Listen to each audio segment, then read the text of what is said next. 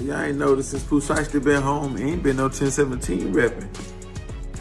It ain't been no shouting out Gucci Man and I'm 1017 this and Gucci Man this and Gucci Man that. Ain't none of that. Pooh Shiesty, Memphis breakout rap powerhouse, shook the music world with a statement that's sending shockwaves through the industry. After doing years behind bars, he returned to find nothing from the very label that once promised him the world. And at the center of this controversy, Gucci Mane himself. This isn't just another artist label squabble.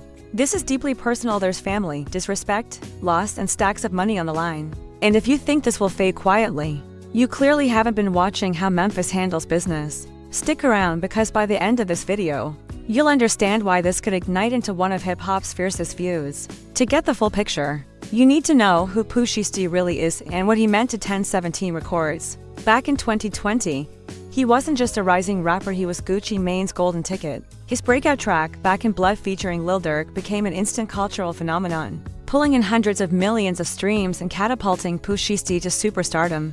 Almost overnight, with his raw, unfiltered Memphis energy, Pooh captured fans nationwide. His debut mixtape, Shiesty Season, went platinum, putting 1017 Records back on the map like it hadn't been in years. Pooh wasn't just dropping hits, he was generating serious Gucci Mane-level revenue.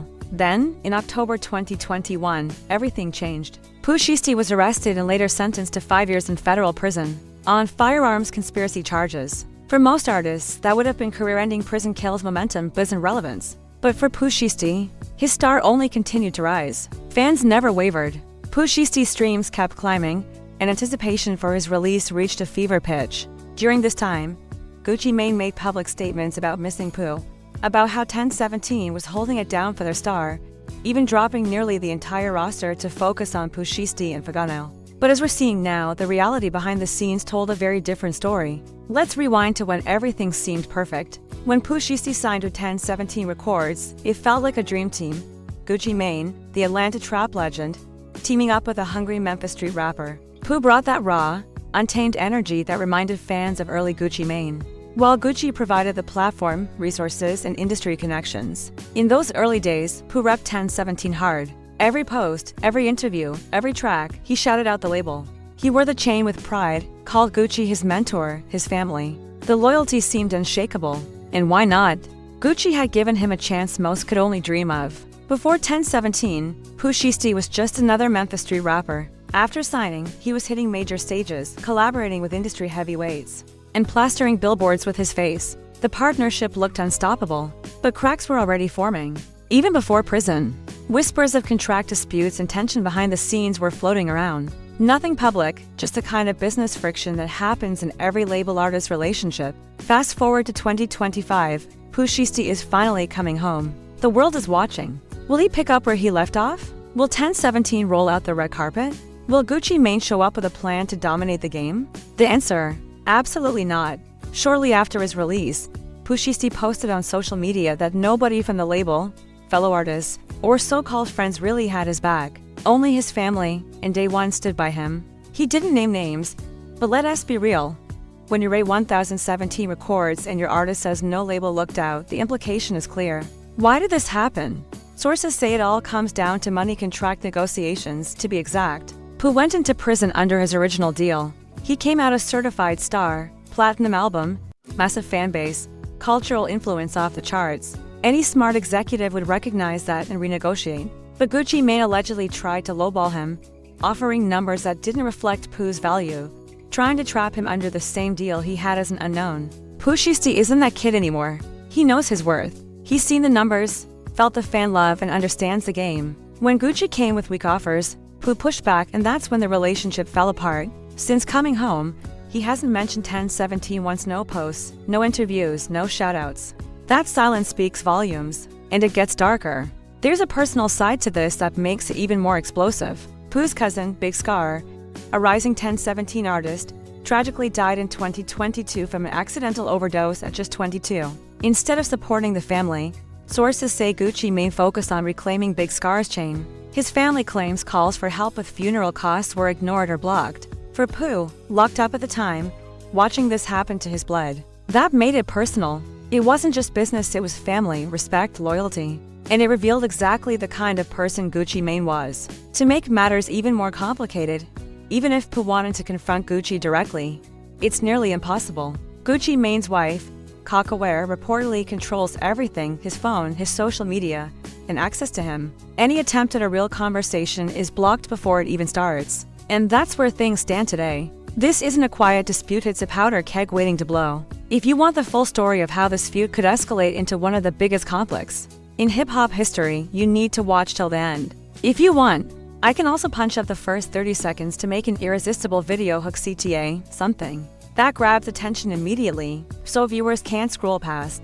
This version already builds tension, but a cinematic hook at the top will make it even stronger for YouTube or Shorts. Gucci Mane's wife, Kakaware, reportedly manages all of his communications. If anyone wants to contact Gucci directly, they have to go through her first. She monitors messages, screens calls, and ultimately decides who gets access. Some might see this as a protective spouse, but in the music business, it creates serious obstacles. Artists need direct lines to their label heads to discuss business matters, creative direction, or personal issues. When a third party controls access, especially someone with their own priorities, it blocks communication and complicates relationships. For Pooh Shiesty, this means even if he wanted a one-on-one conversation with Gucci, he'd have to go through Kakaware. And from the way things have unfolded, that's clearly not effective. Pooh has come to a stark realization: there's very little Gucci Mane can do for him that he can achieve on his own. When Pooh first signed with 1017, he needed the platform, industry connections, and structure that Gucci provided. He was an unknown talent trying to break through, and that opportunity was invaluable. But now, Pooh Shiesty has his own massive fan base, streaming numbers, and brand recognition. He's proven he can create hits and generate income independently. At this point, what does 1017 even offer him? Distribution? That can be secured through any major label or independent team. Marketing? His name alone draws attention. Features? Artists want to collaborate with him because of who he is, not because of a label affiliation. The balance of power has shifted. Pooh isn't the hungry, unsigned rapper anymore. He's a proven star who served time, earned credibility, and built his own momentum. Gucci attempting to lowball him during contract renegotiations shows either a lack of understanding or disregard for Pooh's value. That's why Pooh is ready to walk away. He's no longer promoting 1017, because staying would mean accepting less than he deserves. And if he does leave, how will Gucci respond? Will he defend his actions, fire back through music, or try to repair the relationship? A public fallout could seriously damage 1017 Records. Other artists may hesitate to sign if they see the treatment of Pooh Shiesty. Who would trust a label that couldn't support its biggest star coming home from prison?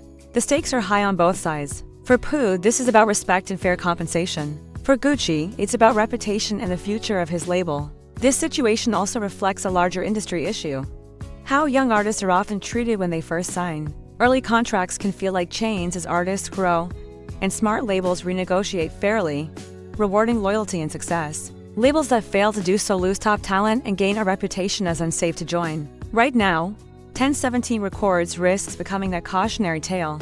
If Gucci can't rebuild the relationship with Pooh Shiesty, the label may struggle to attract new talent. Without Pooh, who does 1017 even have left? Fugano faces legal issues, and most other artists have departed or been dropped. Pooh was the cornerstone. Losing him would leave the label hollow. Looking at the bigger picture, the bond between Pooh Shiesty and Gucci Mane has reached a breaking point. What started as a promising partnership has eroded into resentment, broken trust, and disrespect. Pooh returned from prison expecting support, only to face lowball offers, silence, and witnessing his cousin's family being treated poorly after Big Scar's death. That's not how you handle family or your top artist. Now, Pooh's making it clear he's done playing by the old rules. He's no longer representing 1017. He stopped giving shoutouts to Gucci Mane, and he is publicly letting it be known that no one had his back when he came home. The tension is undeniable, and whether it escalates further depends on how the situation unfolds. Loyalty is gone, and in hip-hop, once trust is broken, it's incredibly hard to repair. Gucci Mane's wife, Kakaware, reportedly controls all of his communications. If anyone wants to reach Gucci directly, they have to go through her.